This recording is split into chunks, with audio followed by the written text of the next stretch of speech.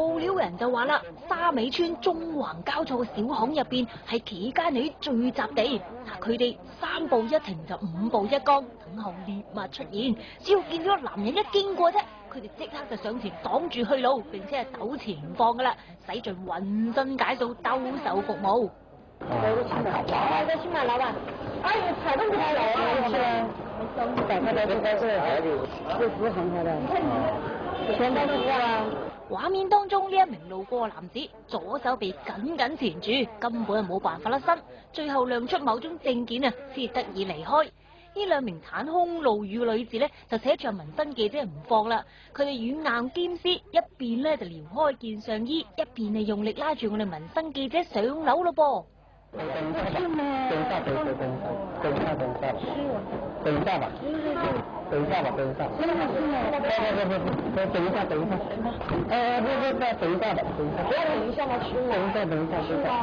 紋身記者啱啱擺脱佢哋嘅拉扯，估唔到未行出幾步啫，又有幾名女子圍埋嚟，大力吹捧佢哋嘅服務啊！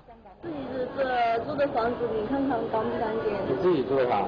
是啊，我們自己住在裡面看。100塊錢了。乾淨啊！安全的。安全啊！怎麼安全的？有幾道門嗎？鎖了嗎？沒人查這裡。在最上面就查，到了上面就不查。紋身記者發現沙尾村嘅巷仔入邊，隨處可見呢一種類似企街女嘅身影。